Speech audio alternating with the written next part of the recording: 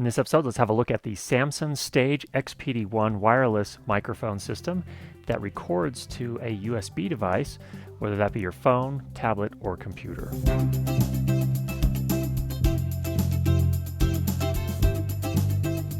Now, first, a few things before we get started. All of this episode was recorded with the Samson Stage XPD1 with the headset microphone wirelessly to my iPhone 6 Plus. In full disclosure, this kit was sent to me by Samson for review, and then when we're done, I'll go ahead and send it back. I had a number of questions over the years about how to record wireless microphones for, say, exercise or cooking demonstrations or any other sort of demonstration video you might be doing. And I think actually this is a very interesting choice for that. In this particular case, I have the headset microphone. Samson also makes the same kit with a couple of other options, with a lavalier option or even a handheld mic option. This one I think is really good for demos because obviously your hands are free, so the handheld microphone wouldn't work for that. And also the lavalier microphone can be tricky if you're doing exercise because you're going to be moving a lot, so you're going to pick up a lot of noise from the movement. And also for cooking demos, that could also be a problem. So this is actually a good option for that, where it's okay, in cases where it's okay to see the microphone in the shot, but you'd rather not have all the noise that comes with moving around in a lavalier microphone. Also, this position on your face is actually a very, very good position for picking up the best sound quality. So I think this is really a good choice, again, in those cases where it's okay to have the microphone showing. So how does this whole thing work? Well, it's very simple. You clip the headset microphone over your ears. There are little hooks that come over your ears here. You position it so that it sits on your cheek. You can actually adjust the angle of the microphone or how far out it comes, and you want to angle it so that it sits at your cheek and not in front of your mouth. If it sits in front of your mouth, it'll pick up a lot of the breath that comes in and out, and that'll actually distort the microphone. So you want to set it just back a little bit. Then this actually captures the audio, sends it to the body pack transmitter, which amplifies the signal and then converts it to digital from analog. It then sends that wirelessly to the dongle, which then sends it to the device, whether that be your phone, tablet, or computer. The great thing about this is that if you're recording with your phone or your tablet, it will record the audio from this microphone when you're actually shooting video with the phone. So you don't have to worry about syncing things up in post. It's all together in one very convenient file. Getting the body pack transmitter and the receiver to pair up is very, very simple, and I only had to do it the first time. In fact, you push the button on each of the units, the lights flash, and as soon as they've paired up, they hold steady and you're ready to go. Usually that takes, on the very first time, about 5 seconds, and then each time after that, I haven't had to pair them at all again. You just turn them on and they're ready to go. How is the battery life? In the transmitter, Samson says you should get about 20 hours with the two AA batteries.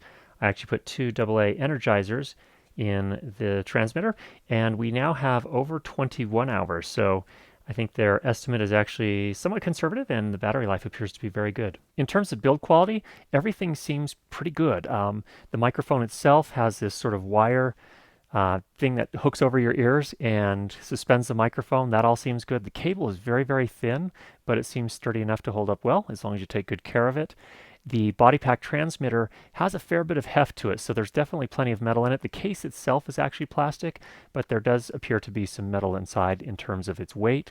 The connector from the microphone to the body pack transmitter is a very high quality miniature XLR connector that locks onto the system. There's only one button on the body pack transmitter, and then there's also a kind of hidden potentiometer to set the gain level, the amount of amplification that it does. So the button, all that does is it turns it on, and if you press and hold, that helps to pair up the transmitter with the receiver.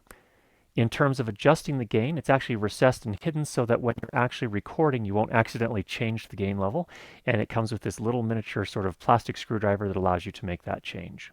The clip on the body pack transmitter is very sturdy metal, so they really kind of over-engineered it in the places where it counts the most, which is great. In terms of the build quality of the receiver was actually a little bit different. It was a very kind of a softer plastic. I think that is so that you can get the signal through the case. And then it has a metal USB connector.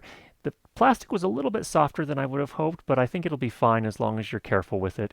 If you do have it sticking out of some device and you come by and hit it, you could damage it, but if you're careful, I think it'll be fine. Now, how does it do in terms of distance and interference? Now, because this is recording on the same frequency as Wi-Fi, does it hold up okay in environments where there's lots of Wi-Fi activity? And also, how far away from the transmitter can you get and still maintain your signal? Let's take a look. We're starting right here. So in this particular office, we have at least 10 Wi-Fi networks. My phone will only show up to 10, so there may be more than that, but at least 10 Wi-Fi networks, and they operate in the same frequency range as this. I've got the Samson microphone and transmitter I'm wearing right here on the belt, and we're going to go walk in and see where things go. So the first thing we need to tell you about is that this right here is a Wi-Fi hotspot, so I don't know if that's affecting anything. We'll see what that does. I'm going to keep walking here to get a distance sense. They say the range is 100 feet.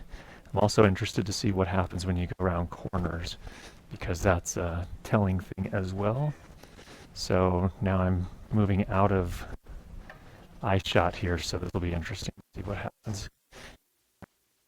View here of the camera, you can see me right over here, and that's just a quick test there. So I'm not sure where the other Wi-Fi hotspots are, but there were some that had a pretty strong signal, so the only one that's visible is this one here. Actually, I do know of another one that's right by the camera, so that's at least 2 within this range. So, and then of course the all-important sound quality. And you've heard it through this entire episode, so you know exactly what it sounds like now. I was actually quite impressed. It does a very nice job, and I think it seems like a very, very good sound quality for the price of the unit, which is $100 US approximately. So in summary, from my point of view, this seems like a very good option for those doing demo type videos. So for example, here I've recorded this one in kind of a weird way, at least different than I typically do. And this would be most interest to me, for example, if I were doing a lighting demo. If I wanted to show people how I have things set up in terms of lighting, I have a light back here, light over here, I'm diffusing it, so on and so forth. This would be a very good option for that because I can be hands-free. I don't have to worry too much about movement, creating too much noise in the microphone, and the distance performance seems to be plenty good for what I need to do. Now, if you need something where you can get more than 100 feet away, you're probably going to want to look at other options, but there are going to be few and far between at this price range. So overall, I think it's a very good buy for $100 US approximately at the time of this review.